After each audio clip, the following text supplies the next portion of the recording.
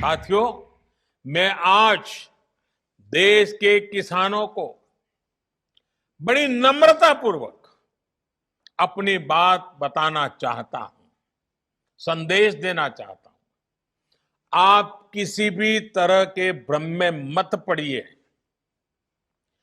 इन लोगों से देश के किसानों को सतर्क रहना बहुत जरूरी है।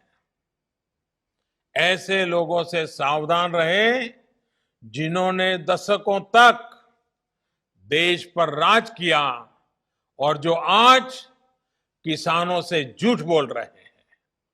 वो लोग किसानों की रक्षा का ढिंढोरा पीट रहे हैं, लेकिन दरअसल वे किसानों को अनेक बंधनों में जकड़कर रखना चाहते हैं।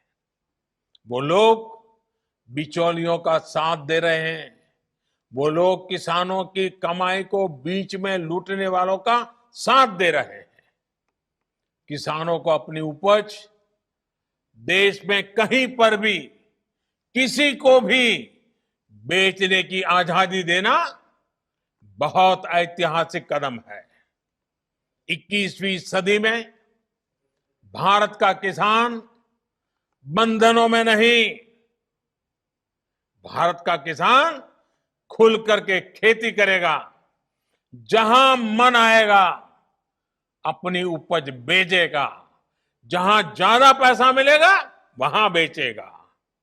किसी बिचौलिए का मोहताज नहीं रहेगा और अपनी उपज, अपनी आय भी बढ़ाएगा। ये देश की जरूरत है और समय की मांग भी है। साथियों, बहुत पुरानी कहावत है कि संगठन में शक्ति होती है।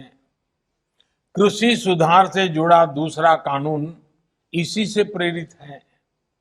आज हमारे यहां 85% से ज्यादा किसान ऐसे हैं जो बहुत थोड़ी सी जमीन उनके पास है। किसी के पास 1 एकड़, किसी के पास 2 एकड़, किसी के पास 1 हेक्टर, किसी के पास 2 हेक्टर। सब छोटे किसान हैं। छोटी सी जमीन पर खेती करके अपना गुजारा करता है। इस वजह से इनका खर्च भी बढ़ जाता है और उन्हें अपनी थोड़ी सी उपज बेचने पर सही कीमत भी नहीं मिलती है। लेकिन जब किसी क्षेत्र के ऐसे किसान अगर एक संगठन बनाकर यही काम करते हैं तो उनका खर्च भी कम होता है और सही कीमत भी सुनिश्चित होती है।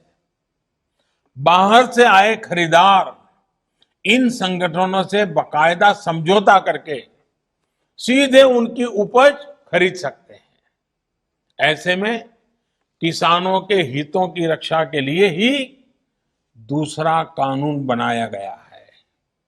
एक ऐसा अनोखा कानून है जहां किसान के ऊपर कोई बंधन नहीं होगा। किसान के खेत की सुरक्षा, उसकी जमीन की मालिकी की सुरक्षा, किसान को अच्छे बीज, किसान को अच्छी खाद, सभी की जिम्मेदारी जो किसान के साथ कॉन्ट्रैक्ट करेगा उस खरीदार की होगी। किसान से जो समझौता करेगा उस समझौता करने वाले की होगी। साथियों, इन सुधारों से कृषि में निवेश बढ़ेगा, किसानों को आधुनिक टेक्नोलॉजी मिलेगी, किसानों के उत्पाद और आसानी से अंतर्राष्ट्रीय बाजार में पहुंचेंगे